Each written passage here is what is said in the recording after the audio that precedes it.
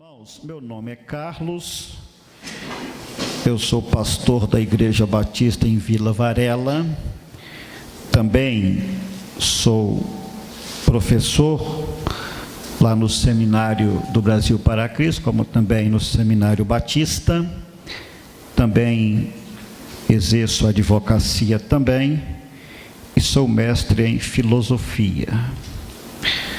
E eu fico muito feliz, meus irmãos, poder nesta tarde compartilhar com os irmãos sobre esse tema, o mercantilismo e a reforma.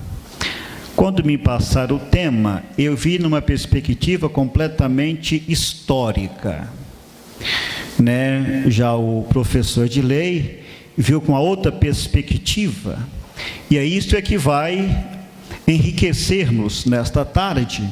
São estas duas perspectivas. Eu vou introduzir o assunto para que nós não fiquemos perdidos e vou passar para ele imediatamente para que ele possa conduzir o seu debate. Eu preparei um esboço rapidamente, meus irmãos. Eu tenho aqui o manuscrito, não deu para digitar, mas se alguém interessar podemos pensar depois, por gentileza.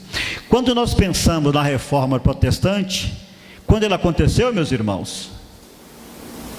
Mas eu não tenho que saber disso, hein? Já falei lá, 1517.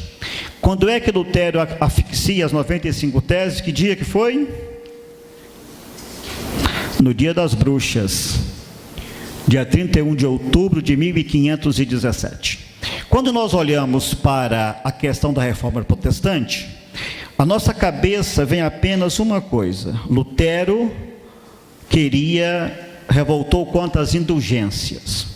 Na realidade, as indulgências é apenas um dos fatos que levou todo o desencadeamento da reforma protestante.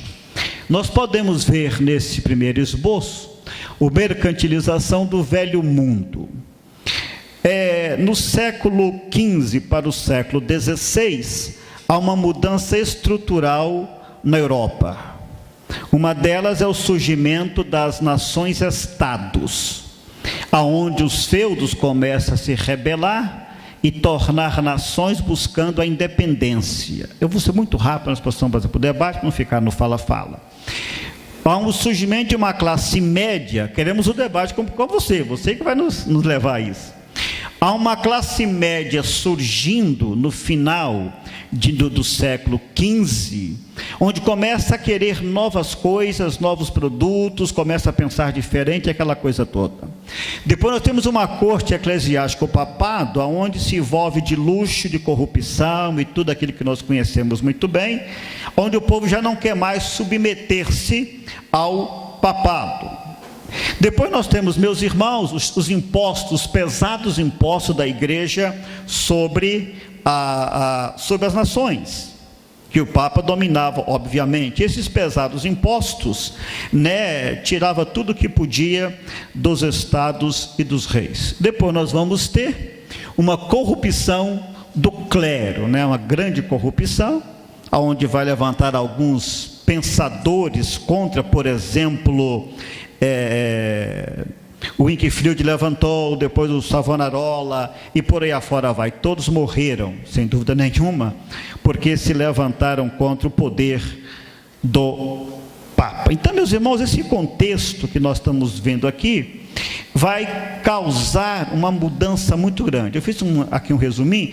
Líderes ignorantes quanto ao conhecimento tornavam-se Papa e a ser bispo. Vida luxuriosa, imoralidade e depravação, roubos, assassinatos pelo poder, competições políticas, simonia, não sabe o que é isso, obviamente, ato de vender coisas sagradas ou posições dentro da igreja por grandes quantias, e corrupção dos mosteiros. Tudo isso, meus irmãos, vai começar a mudar a visão do final do século XV, 1400 e alguma coisa, começa a mudar. Todos estes itens começam a influenciar positivamente a sociedade, como também as demais coisas. No segundo momento, por gentileza, Aí nós temos algumas mudanças no mundo que antecederam a reforma protestante. Mediante aquilo que nós apresentamos, começa a haver uma mudança estrutural. Quais mudanças? Primeira, a ideia de uma igreja universal deveria ser substituída por igrejas nacionais ou estatais e igrejas livres. Temos um problema nas mãos.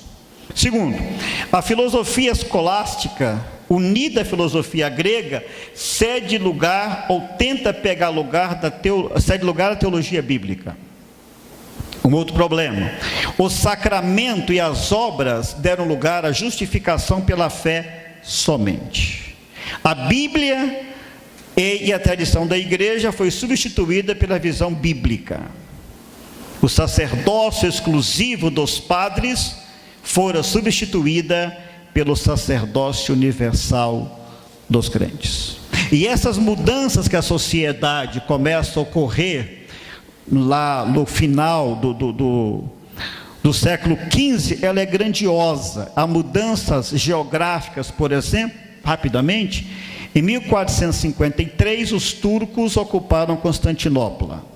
Em 1492, Colombo descobriu as Américas. Em 1492, assinou o Tratado de Tordesilhas. Olha que mudança de mundo, né? A mudança de mundo.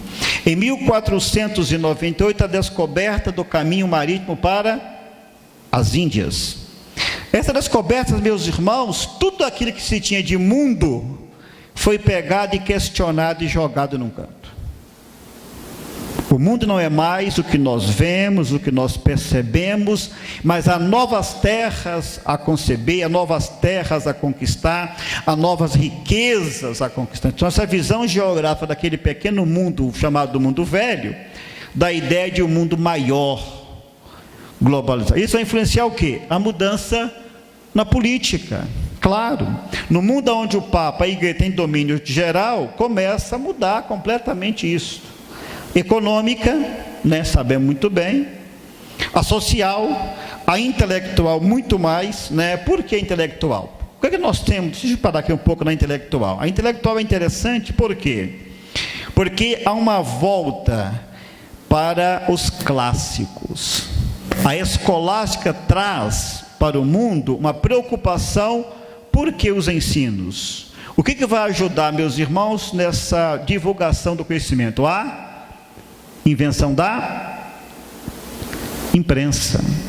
Lembra da imprensa de Gutenberg? Gutenberg, ao criar a imprensa, vai divulgar o conhecimento que era detido só pela igreja e por uma classe altamente rica.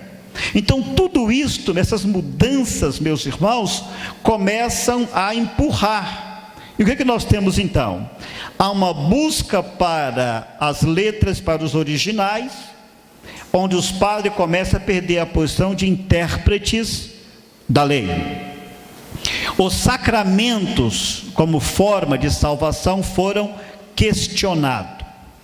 Então, tudo isso, meus irmãos, e talvez o mais arrasador, a ênfase renascentista no indivíduo. Agora eu não preciso mais de um intermediário, mas eu posso dirigir diretamente a Deus. Então todas essas mudanças, elas vão causar um estrago muito grande, ou reconstruir um novo tempo. E a mudança religiosa, né? Quais são que nós temos aqui? As igrejas deixam de ser controladas pelo Papa e passam a ser controladas pelos governos das nações-estados. A autoridade da igreja romana foi substituída pela autoridade bíblica, em alguns casos, não todo, e da leitura livre. O crente individual agora pode chegar a Deus sem a presença de um intermediador.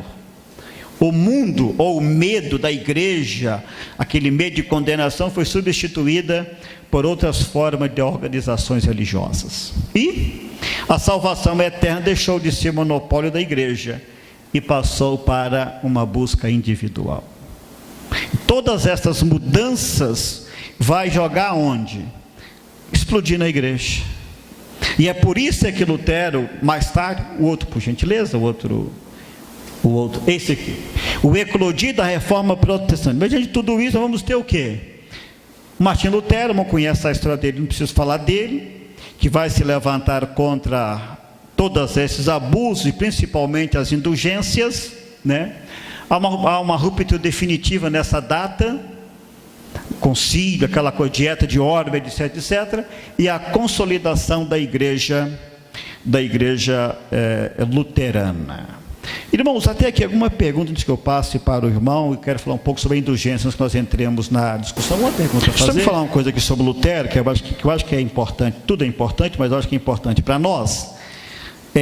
Lutero, meus irmãos, nós conhecemos cinco ou seis itens da sua reforma, que é sola scriptura, ou seja, somente as escrituras. Temos a solo Christus, somente Cristo. Sola gratia, somente a graça. E solo fide, somente a fé. E soli Deo glória, somente a Deus a glória. E o sacerdote universal do crente. Só uma coisa para nós marcar aí. O que vai ser o ponto fundamental quando acontece esse rompimento de 1518 a 21, é que Lutero ele vai produzir 3 folhetos, ou 3 manifestos. E 3 manifestos que vai detonar, se tinha alguma esperança de reconciliação, acabou tudo. Primeiro